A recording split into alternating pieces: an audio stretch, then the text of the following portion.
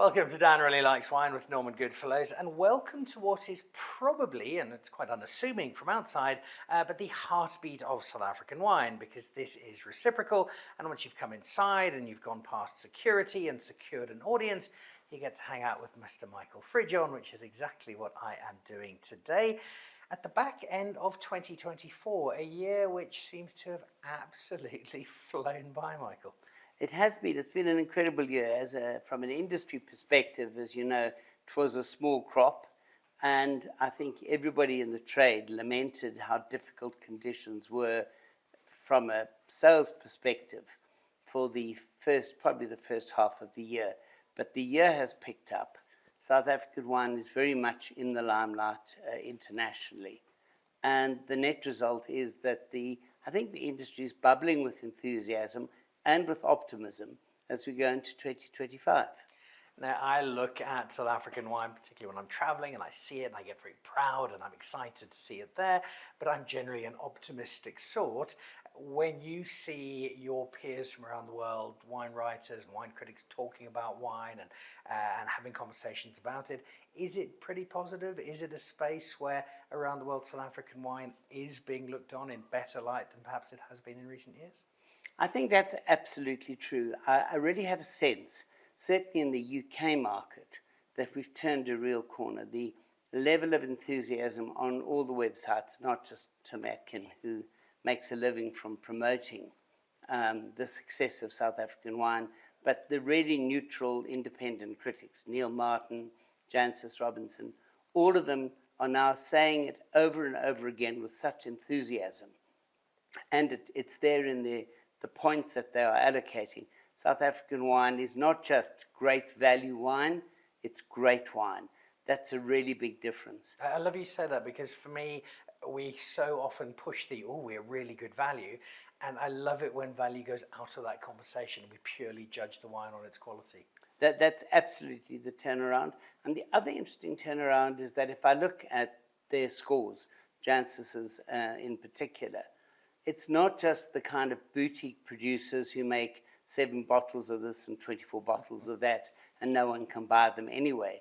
But there's some reasonably big volume brands on their lists. Stuff's available internationally, and the reach is substantial, with ample evidence in terms of, the point scoring that they are fine wines independent of price. Is the wine itself getting better? Are we telling the South African wine story better for people to understand that, or is it a combination? I think it's a combination. Wine is getting better. It's getting better because there's less and less virus in the vineyards. So we're not burying mistakes in bottles of wine. I think it's getting better because we are much more on top of our viticulture than we have ever been. And I hear more and more people saying that the French ought to be looking at what the Cape has done to mitigate climate change, because our alcohol levels are actually going down despite the weather conditions, whereas in France they are skyrocketing. For all of the global adoration, and it's really nice for the collective wine ego when we see our wine doing well in other countries, South Africa does still remain the most important market for South African wine.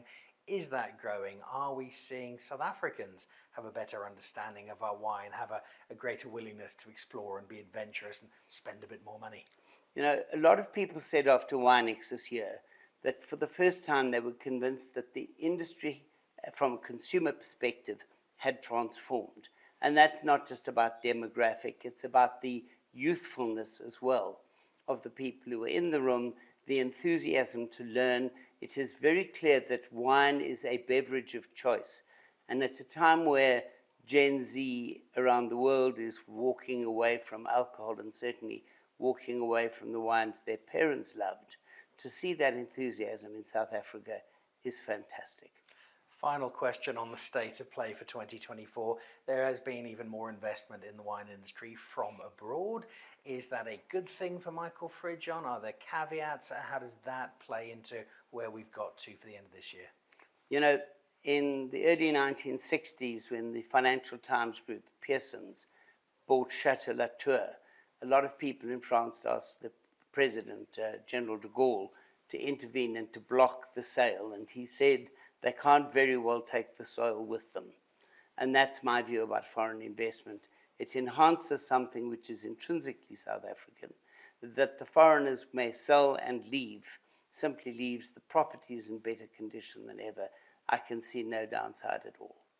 So all told, a pretty good portrait of the wine year to date. What about the wine themselves? We'll find out in a moment how the whites and bubbles have gone from Mr. Fridjhon. Well, looking back at the wine year that was 2024, Michael, bubbles and white, if we start with bubbles, one of the things I've noticed more and more, and I look around at these things, and I know you do as well, but when I've gone into our top restaurants, places like Marble, places like Saint, places like Tang, where a few years ago I would see the kind of table where there would normally be a bottle of Mouton Chandon or Veuve Clicquot positioned so everybody else in the restaurant could see said bottle of Veuve Clicquot or Mouton Chandon. I'm seeing more and more of our South African Cup Classique, partly because I think the quality is improving, but also the perception of what those brands are in a South African market also seems to have changed quite dramatically. I'd agree about that. I don't think it's really been a quality issue for some time. Our Cup Classiques are really, really good.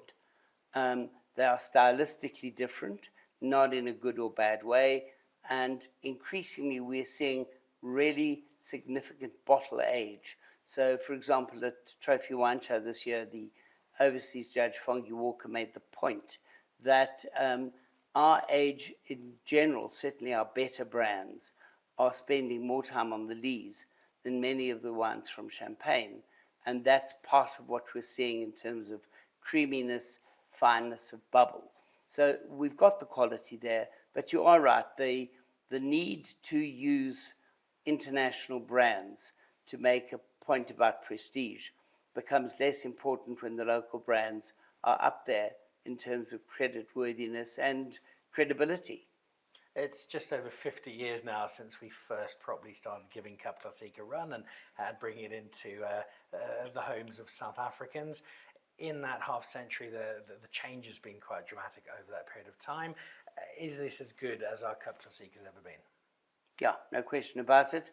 Same reasons. Good vineyards, lots of Chardonnay available, good Pinot Noir, increasingly, because Pinot Noir component of Cup Classique was where they used to bury the virus Pinot Noir fruit. So the fact is, as they clean up those vineyards, the quality of our wines will definitely improve, has already. All right, an A-plus report then for Cup Classique for 2024. You mentioned the Chardonnay, that's the other one. There are still events I go to, dinners that I host, and I've got no doubt you see this magnified many times over, where I get a polite smile, but no thank you, I don't like Chardonnay, because somebody's chewed their way through a piece of wood 10 years ago and as a result hates Chardonnay, and then you surreptitiously slip them something they don't know to be Chardonnay and delight in this wonderful glass of white wine. The transformation has been happening for a while, but I think of all our grapes and the conversations we've had, Chardonnay in South Africa in the last year or two has really started to get attention for making just exceptional South African white wine. There's no question about it. I think two things happened with Chardonnay. It was a victim rather than a cause of the anything but Chardonnay movement of the 90s. We didn't have enough Chardonnay to mess it up in that decade. But nevertheless, the category was tainted. At much the same time, Chenin Blanc moved right into the kind of front of stage. And so it was quite hard for Chardonnay to tap it on the shoulder and say, what about me? Now that Chenin is properly established, and international critics, I'm thinking of Lisa Perotti-Brown, who was the editor of Wine Advocate for Robert Parker and has her own website now. People like that arrive and say they are simply blown away by the absolute quality of our Chardonnays. And although the French might get a bit sniffy and say, well, yes, but how much of your soil has got limestone in it, etc., the proof of the pudding is in this case in the drinking. And our Chardonnays, there are so many good ones that it's almost impossible to single out those which stand above the others. It's a very, very strong category. It's been getting stronger. The winemakers are understanding it better. There are more and more older vineyards contributing that extra dimension to the wines, and more young winemakers who previously would have been looking for a bit of Grenache Blanc or another block of ancient Chenin Blanc, and instead are trying their hand with Chardonnay with great results. When you make your way through Chablis, through Burgundy, there are different styles that you can find and discover. How much is the diversity of Chardonnay adding to the offering that we have? Well, the answer is the diversity is extraordinary. When you consider how much of the production takes place within a radius of, should we say, 50 kilometers from the center of Stellenbosch, you are seeing everything from those very limey, citrusy styles to the most tropical, the unwooded, the wooded, the leesy. You've got wines with extraordinary finesse and purity, and wines which I still like, I'm afraid, that have got that big, rich opulence without that flat oakiness. So it is a very broad spectrum, and it comes from a very narrow area. There are, of course, also the new plantings in, on the David Raffier, and, places that people never heard of, never dreamed of 5, 10, 20 years ago. And there's the stuff being grown on the Ceres Plateau, and people are looking for cooler and cooler sites. But the stuff that's coming out of Stellenbosch, which is not a cool site, is really good. And the stuff that's coming out of Elgin and out of Hemelanada and off the Cape South coast, I mean, it really is a broad spread. We have a Chardonnay Triumph then. We've had a Chenin Blanc Triumph for some time. It almost seems boring to start talking about Chenin Blanc again because we've been doing it so well for so long. But I think Chenin deserves its reward for staying there and for maintaining this excellence. And I still think continuing to improve and continuing to give us even more from this grape we've taken over happily from the French as the masters of. Yeah, I mean, I think that there is a danger now for Chenin that it's going to be taken for granted. But at the same time, there are so many people finding different ways of interpreting the fruit from so many old vine blocks that I think there will always be excitement, or there will certainly for the next decade be enough excitement to save it from kind of losing its place front of stage. You and I have had many conversations over the years, usually over very important and meaningful lunches that end at dinner time. We have to have. Our respective wives calling to ask if our meeting is finished about one of the challenges, which is also one of the great benefits of South African wine. We can do so much so well, and it's often where do we draw the line on what we are actually going to produce, be it as an estate or as a region. We've got all of these other whites here. You mentioned some Grenache Blanc. We've seen Semillon, particularly old vine Semillon, come onto the horizon. Colombar, a year or two, started rearing its head as something exciting. What from the rest of the whites for you has been making a real case in 2024? Interesting. Listen, I think we don't realize what treasure we have in some of those old vine Semillon blocks. So certainly, we do have an increasing percentage of vineyard given over to white Rhone varieties. I had a blend the other day which had Roussanne and Semillon in it. It was delicious. So Roussanne, Grenache Blanc, Marsanne, we're seeing varieties that work well in warmer climates, getting enough planting, enough exposure in South Africa for me to think we can track that and see where it goes.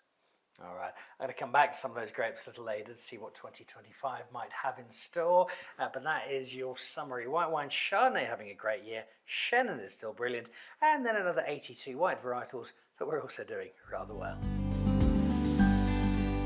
It is the Wine Year in Review 2024 with the godfather of South African wine, Michael Fridjhon, before I ask you about some red.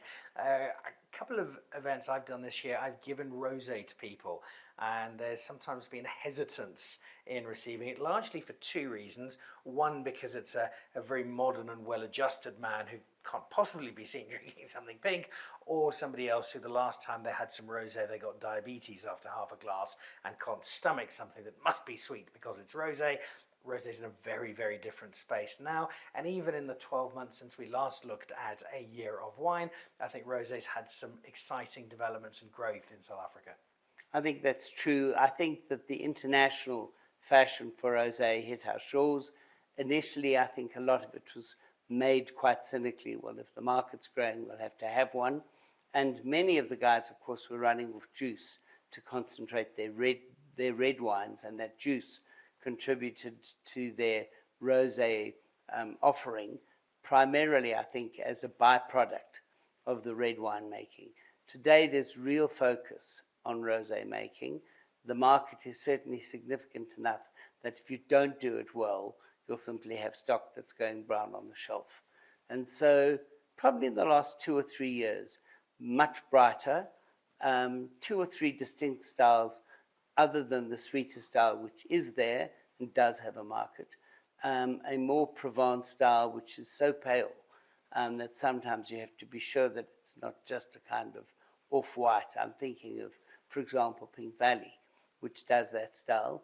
But I'm seeing also people who are following more of a Southern Rhone style, that is to say a light red.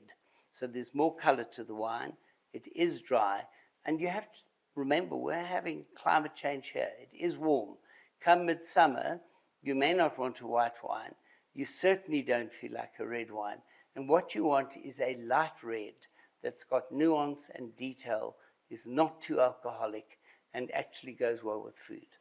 You mentioned Pink Valley. I think they are unique in they only do rosé, but they're not unique in their focus on how they make rosé. And it's been so important, I think, for South African wine to have producers who are growing grapes to make rosé, as opposed to, well, we've got some left over here, let's use that for rosé. And that's been fundamental.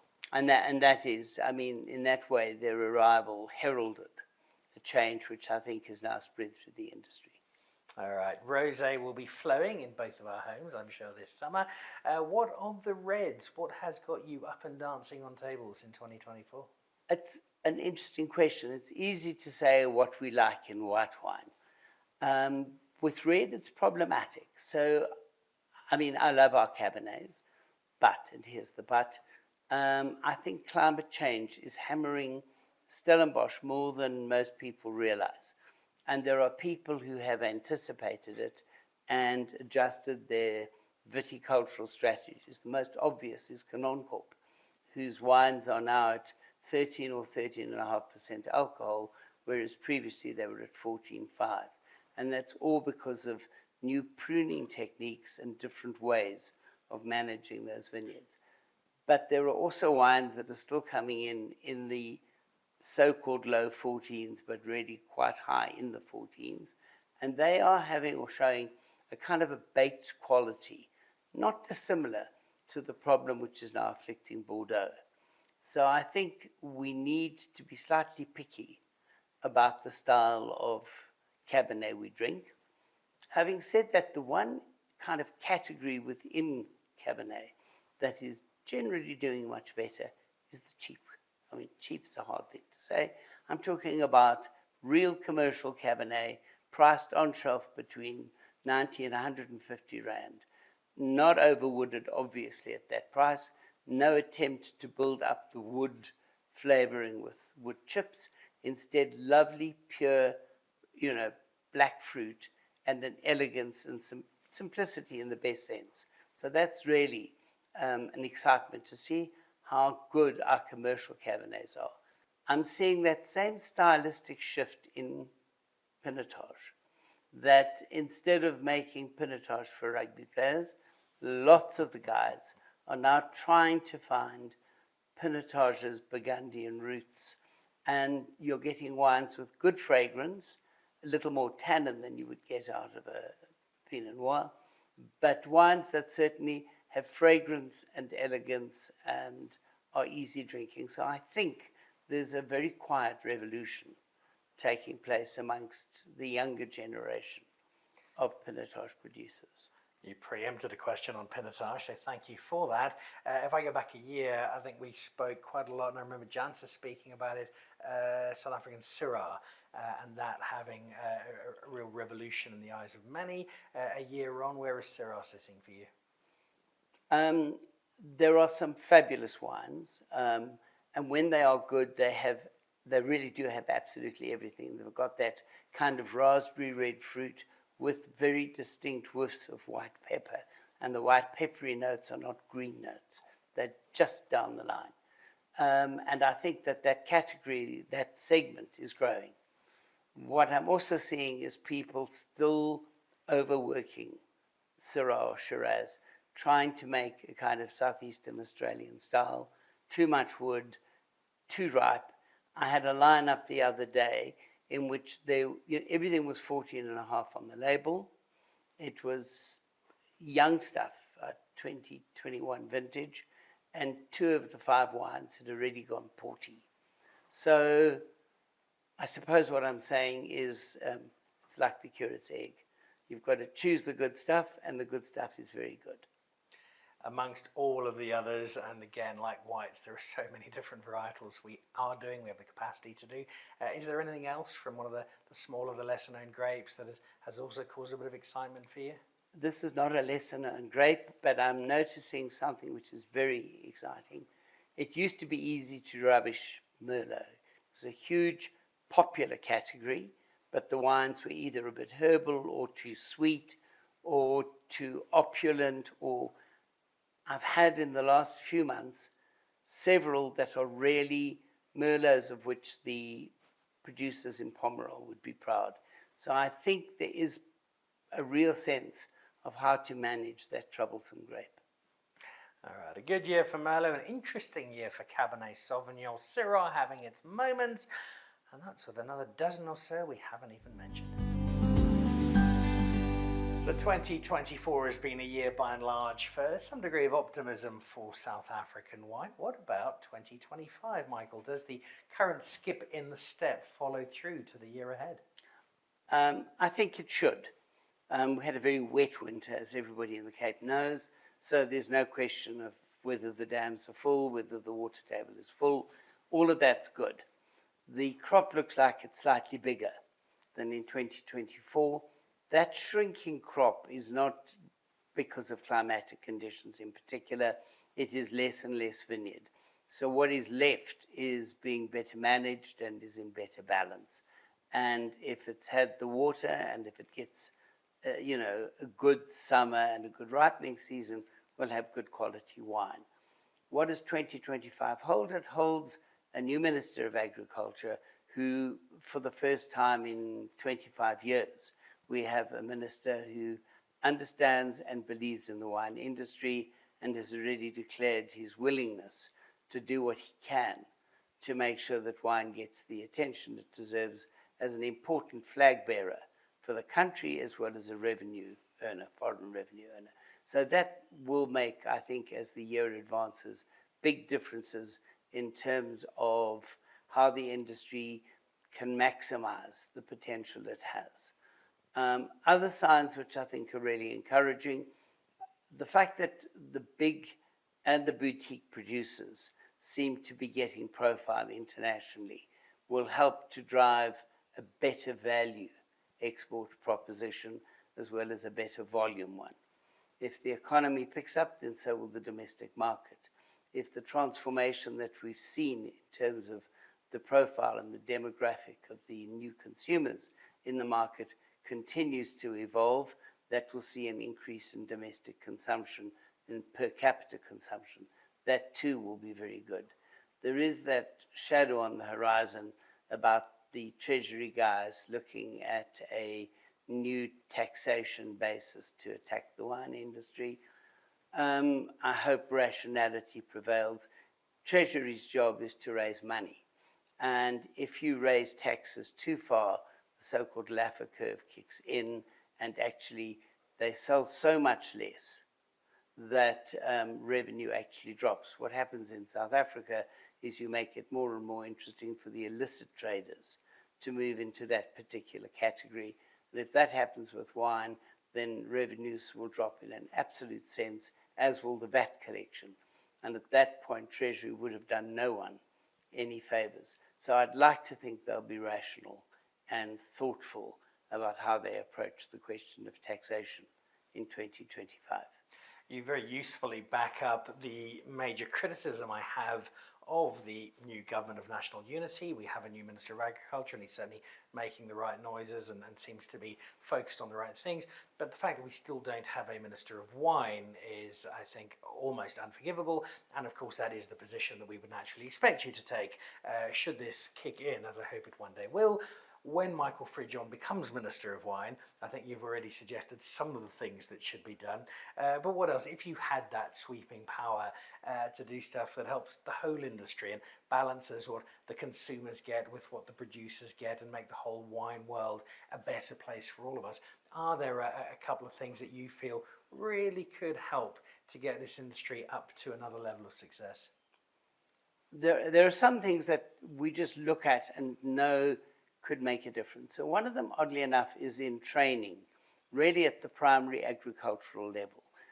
The absence of making vineyard work interesting for the people who live in the winelands has meant that in the end, you have social problems where people don't want to do the work and would rather hang around and, get drugged up. That's a problem because they don't see the pride in what they do. We can handcraft wines in a way that no other country in the world can, but we need to train the vineyard workers to achieve that result. It will address social problems and it will add real value in money terms, because everything from organics, which is a big deal overseas, to that non-mechanical harvesting, non-mechanical winemaking is what people are seeking and what Gen Z would certainly drink wine for. So we have the labor, we need to upskill it. And if we do that, then I think we will be able to open up a segment in exports which is much higher value and which gets more recognition for the basic skills and aptitudes we have on our doorstep. I think there are other things that could really be done. One is to ensure that the communities that work in and around wine understand it as a beverage that needs to be treated with respect. We have to address the social problems, the general social problems around the Western Cape. Beyond that, I really think that wine is the most agnostic of all the alcoholic beverages. It's the one where men, women, age groups, everyone is wine drinking. And I think we should use it in order to encourage people to understand that wine is not just an alcoholic drink. It's something that you can have with your food, and that it makes the quality of life that much better for everybody. Everybody who enjoys wine, imbibes in moderation, and enjoys the family life that comes with fine wine, good wine, any wine, drunk with food. I think that shift in attitude will play into the hands of the industry and will play into the hands of responsible consumption. It's the perfect philosophy. You mentioned the word value twice in a couple of your answers. I know you and I both dislike value when it's attached to our wine internationally because we want to focus on the wine, but the value for our wine producers, getting more value out of sending wine around the world.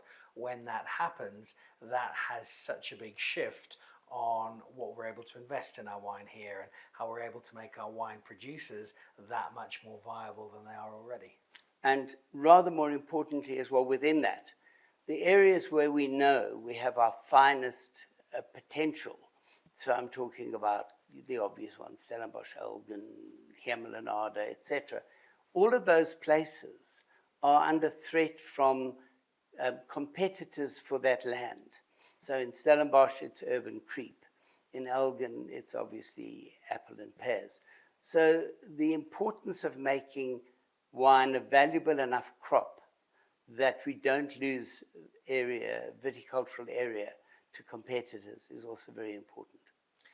I would imagine Mrs. Fridjhon has a very, very difficult time deciding what to get you for Christmas, if it is anything wine related, just as anybody who comes around to dinner at your house must be terrified if we bring a bottle of wine, what do we possibly bring? What would, as we wrap up our look at 2024, what would the ideal wine Christmas present be for Michael Fridjhon? At this stage, I'm trying to stop myself from buying wine the cellar gets fuller and fuller, and I don't drink fast enough. So the best wine present, I suppose, would be a sign for the cellar door saying, think before you enter. All right, well, in that case, my Christmas gift to you is I'll come round to your house. I shall bring my help. wife, who's very thirsty, and we shall help with your problem of You too are much wine. more than welcome to do so. We'd love to see you. Michael, thank you, not just for spending some time with us, but you are a terrific champion of South African wine. You're a wonderful friend to Dan Really Likes Wine, and I look forward to many, many more long, deep and meaningful meetings through 2025. As do I, and that meal that you're going to have to tilt the cellar in the right direction should happen as soon as possible.